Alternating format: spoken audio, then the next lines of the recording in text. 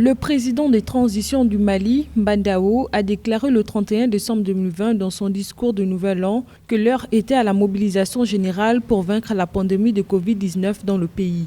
Il a confié que le gouvernement ne ménagerait aucun effort pour prodiguer des soins de qualité standard aux patients du coronavirus. Notons que les autorités maliennes ont décidé le 23 décembre de prolonger jusqu'au 26 juin 2021 l'état d'urgence décrété dans le cadre du plan de riposte au Covid-19 du pays.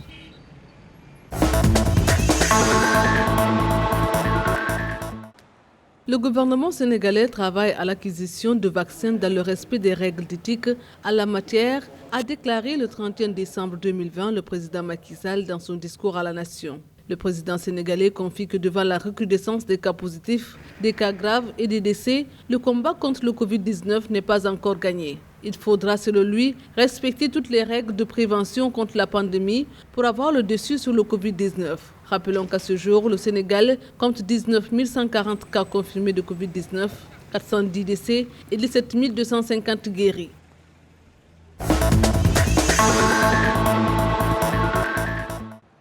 Le ministère éthiopien de la Santé a signalé le 31 décembre 2020 408 nouveaux cas de Covid-19 au cours des dernières 24 heures, portant le nombre total de cas confirmés à 124 264 dans le pays. Selon le ministère de la Santé éthiopien, le nombre de morts liés au Covid-19 a atteint 1923 le 31 décembre 2020, dont 5 nouveaux décès au cours des dernières 24 heures. Le dit ministère a également indiqué qu'à ce jour, 112 096 patients s'étaient rétablis du Covid-19 dans le pays. Notons que l'Éthiopie est le pays qui compte le plus grand nombre de cas de Covid-19 dans la région de l'Afrique de l'Est.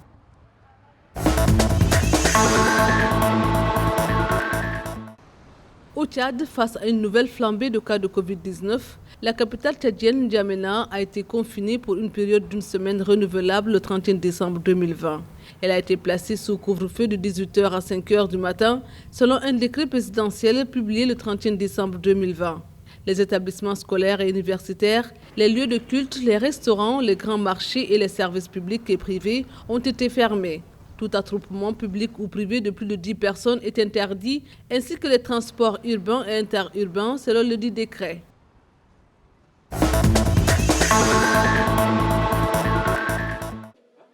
Le Centre africain de contrôle et de prévention des maladies, CDC Afrique, a souligné le 31 décembre 2020 la nécessité de prendre des précautions renforcées contre le Covid-19 afin de contenir la propagation de la deuxième vague de la pandémie. Cet appel urgent survient alors que le nombre de cas confirmés de Covid-19 sur le continent africain a atteint le 31 décembre 2020 2 727 345, dont 64 760 décès. Le CDC Afrique a également déclaré qu'un total de 2 779 397 personnes infectées sur le continent s'étaient rétablies à ce jour.